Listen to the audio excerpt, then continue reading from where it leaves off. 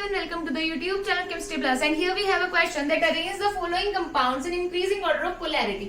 यानी हमारे पास यहाँ पे 3 मॉलिक्यूल्स गिवन है और पूछा गया है कि हमें इन मॉलिक्यूल्स में को इंक्रीजिंग ऑर्डर में लगाना है on the basis of polarity. So हमारे पास यहाँ पे एक वर्ड यूज हुआ है पोलैरिटी। सबसे पहले हमें पता होना चाहिए कि हम किन बॉन्ड्स को पोलर बोलते हैं और किन बॉन्ड्स को नॉन पोलर बोलते हैं। तो अगर हमारे पास कोई भी बॉन्ड ऐसे दो एटम्स के बीच में बना हुआ है जिनकी इलेक्ट्रोनेगेटिविटी डिफरेंट है तो हम उस बॉन्ड को पोलर बॉन्ड बोलते हैं। और अगर हमारे पास कोई भी बॉन्ड ऐसे दो एटम्स के बीच बना होता है जिनकी इलेक्ट्रोनेगेटिविटी सेम होती है तो हम उस बॉन्ड को नॉन पोलर बॉन्ड बोलते हैं। लेट्स सपोज हमारे पास अगर HCl मॉलिक्यूल है और हमारे पास हाइड्रोजन और क्लोरीन के बीच में एक बॉन्ड बना हुआ है तो हमारे पास ये बॉन्ड पोलर बॉन्ड होगा। क्यों? क्योंकि हमारे पास क्लोरीन की इलेक्ट्रोनेगेटिविटी ज्यादा होती है as compare to the hydrogen. लेकिन वहीं अगर हमारे पास H2 मॉलिक्यूल गिवन है और हमारे पास हाइड्रोजन और हाइड्रोजन के बीच में एक बॉन्ड बना हुआ है तो हमारे पास ये जो बॉन्ड है ये नॉन पोलर होगा क्योंकि हमारे पास दोनों हाइड्रोजन की इलेक्ट्रोनेगेटिविटी सेम है। यहाँ पे कोई भी इलेक्ट्रोनेगेटिविटी डिफरेंस नहीं है इसलिए हमारे पास ये बॉन्ड नॉन पोलर है। और यहाँ पे जो दोनों एटम्स है वो इलेक्ट्रोनेगेटिविटी में एक दूसरे से डिफरेंट है तो इसलिए हमारे पास ये वाला जो बॉन्ड है ये पोलर बॉन्ड है। तो अभी देखते हैं कि हमें इस कॉन्सेप्ट को हमारे क्वेश्चन में किस तरीके से अप्लाई करना है और आंसर निकालना है। देखो सबसे पहले हमारे पास यहाँ पे 3 कंपाउंड्स गिवन है तो अभी हमारे पास इस कंपाउंड में ये वाला जो बॉन्ड है जो ऑक्सीजन और कार्बन के बीच में बन रहा है ये वाला बॉन्ड पोलर है। तो हम लोग क्या करेंगे, इस बॉन्ड को ब्रेक करेंगे। किस तरीके से? हमें पता है कि ऑक्सीजन की इलेक्ट्रोनेगेटिविटी कार्बन की इलेक्ट्रोनेगेटिविटी से ज्यादा होती है तो हमारे पास ऑक्सीजन के पास नेगेटिव चार्ज होगा और यहाँ पे कार्बन के पास पॉजिटिव चार्ज होगा। ऐसे ही अगर हम नेक्स्ट मॉलिक्यूल के देखें तो हमारे पास ऑक्सीजन की इलेक्ट्रोनेगेटिविटी क्योंकि ज्यादा है तो ऑक्सीजन के पास नेगेटिव चार्ज और कार्बन पे पॉजिटिव चार्ज।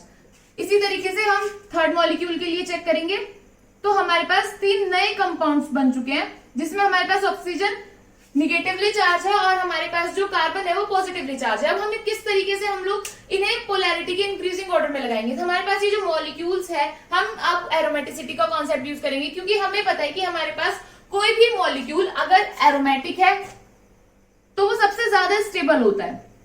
अगर हमारे पास कोई मॉलिक्यूल नॉन एरोमेटिक है तो वो एरोमेटिक से कम और एंटी एरोमेटिक से ज्यादा स्टेबल होता है। तो हमारे पास यहाँ पे स्टेबिलिटी का ट्रेंड होता है इन एरोमेटिसिटी।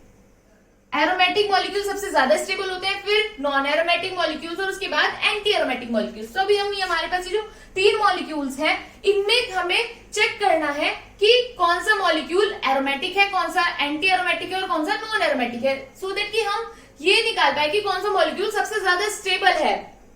तो हमें पता है कि हमारे पास किसी भी मॉलिक्यूल के एरोमेटिक, एंटी एरोमेटिक या फिर नॉन एरोमेटिक होने के लिए 4 कंडीशंस होती है। अगर हमारे पास कोई भी मॉलिक्यूल एरोमेटिक है तो वो साइक्लिक होना चाहिए, प्लेनर होना चाहिए, फिर उसके बाद कॉन्जुगेटेड होना चाहिए और 4n+2 pi electron rule follow करना चाहिए। ऐसे ही एंटी एरोमेटिक के लिए साइक्लिक होना चाहिए, कॉन्जुगेटेड होना चाहिए, प्लेनर होना चाहिए, फिर उसके बाद 4n pi electron rule follow करना चाहिए। और अगर हमारे पास नॉन एरोमेटिक मॉलिक्यूल्स की बात करें तो हमारे पास नॉन एरोमेटिक में non planar molecule, non cyclic, non conjugated. अगर हमारे पास कोई भी ऊपर की 3 कंडीशंस में से एक कंडीशन फेल हो जाती है तो हमारे पास मॉलिक्यूल ऑटोमेटिकली नॉन एरोमेटिक हो जाता है। तो सबसे पहले हम लोग ये वाला मॉलिक्यूल चेक करेंगे। सबसे इजी होता है नॉन एरोमेटिक मॉलिक्यूल चेक करना। तो सबसे पहले हम लोग ऊपर की 3 कंडीशन चेक करेंगे यानी कि मॉलिक्यूल साइक्लिक है या नहीं है, हमारे पास जो मॉलिक्यूल है वो कॉन्जुगेटेड है या नहीं है और प्लेनर है या नहीं है। उसके बाद हम लोग एरोमेटिक या फिर एंटी एरोमेटिक के लिए चेक करेंगे।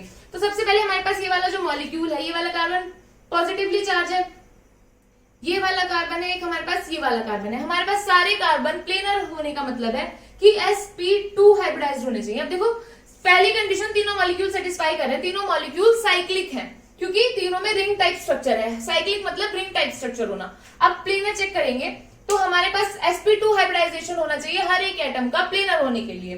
तो हमारे पास ये वाला जो कार्बन है 2 बॉन्ड इसने बनाए हुए हैं, एक यहाँ पे हाइड्रोजन, एक यहाँ पे हाइड्रोजन। इसका स्टेरिक नंबर है 4 और हाइब्रिडाइजेशन है sp3 यानी कि हमारे पास ये वाला कार्बन sp3 हाइब्रिडाइज्ड है, ये वाला कार्बन भी sp3 हाइब्रिडाइज्ड है। तो ये वाला मॉलिक्यूल नॉन प्लेनर हो गया। नॉन प्लेनर मतलब नॉन एरोमेटिक क्योंकि इसने एक कंडीशन ऊपर वाली 3 कंडीशंस में से मैंने बताया अगर एक भी कंडीशन फेल हो गई तो हम लोग डायरेक्टली बोल सकते हैं कि हमारे पास जो मॉलिक्यूल गिवन है वो नॉन एरोमेटिक है। तो हमारे पास पहले वाला जो मॉलिक्यूल है वो नॉन एरोमेटिक है, नॉन एरोमेटिक। अभी हम लोग सेकंड मॉलिक्यूल के लिए चेक करेंगे। तो हमारे पास ये वाला मॉलिक्यूल प्लेनर है क्योंकि हमारे पास यहाँ पे double bond carbon sp2 hybridised, ये वाला कार्बन भी sp2 हाइब्रिडाइज्ड, तीनों चारों कार्बन हमारे पास sp2 हाइब्रिडाइज्ड है और ये वाला कार्बन भी हमारे पास sp2 हाइब्रिडाइज्ड है। कॉन्जुगेशन चेक करेंगे, single bond, double bond, single bond, positive charge, फिर सिंगल बॉन्ड, फिर डबल बॉन्ड, फिर सिंगल बॉन्ड। पॉजिटिव चार्ज मतलब वैकेंट ऑर्बिटल, तो हमारे पास यहाँ पे कॉन्जुगेशन भी है।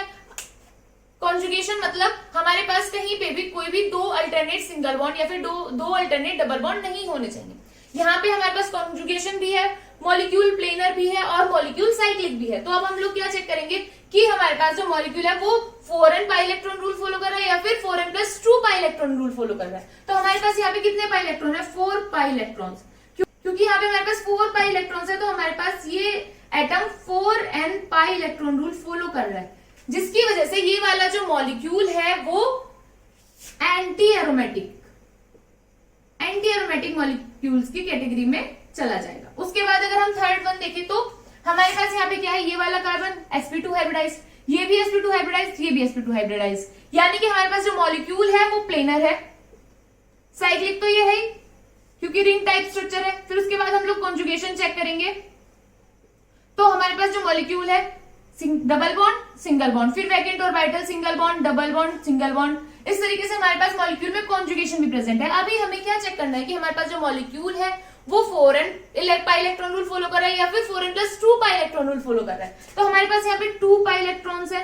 अगर हम 4n+2 पाई इलेक्ट्रॉन रूल में n की वैल्यू 0 पुट कर दे तो हमारे पास 2 पाई इलेक्ट्रॉन्स बचते हैं। तो यानी कि हमारे पास ये वाला जो मॉलिक्यूल है ये 4n+2 pi electron rule follow कर रहा है, इसलिए ये वाला मॉलिक्यूल एरोमेटिक है।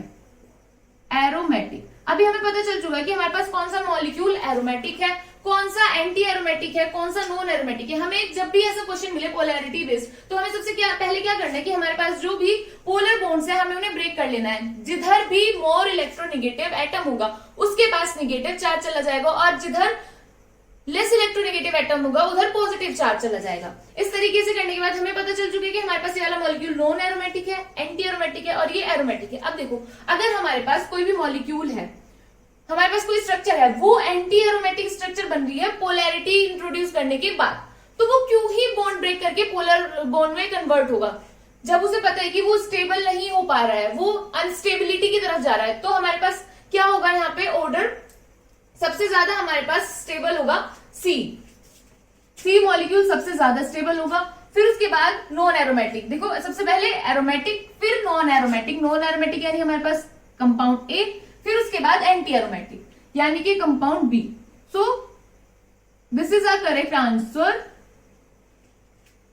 पोलैरिटी से रिलेटेड अगर आपको कहीं भी कोई भी क्वेश्चन मिले तो आपको इस तरीके से सॉल्व करना है। सबसे पहले नेगेटिव पॉजिटिव चार्ज में हमें पोलर बॉन्ड चेक करना है और पोलर बॉन्ड चेक करने के बाद हमें जो नया कंपाउंड मिलेगा हमें उसमें चेक करना है कि कौन सा मॉलिक्यूल एरोमेटिक है, कौन सा एंटी एरोमेटिक है, कौन सा नॉन एरोमेटिक है। अगर हमारे पास कोई भी मॉलिक्यूल एरोमेटिक आता है तो वो सबसे ज्यादा स्टेबल होगा, फिर उसके बाद नॉन एरोमेटिक, फिर उसके बाद एंटी एरोमेटिक। आई होप आप लोगों को क्वेश्चन अच्छे से क्लियर हो गया होगा। अगर आप लोगों की कोई भी क्वेरी है so you guys can comment in the comment box. Thank you so much for watching the video.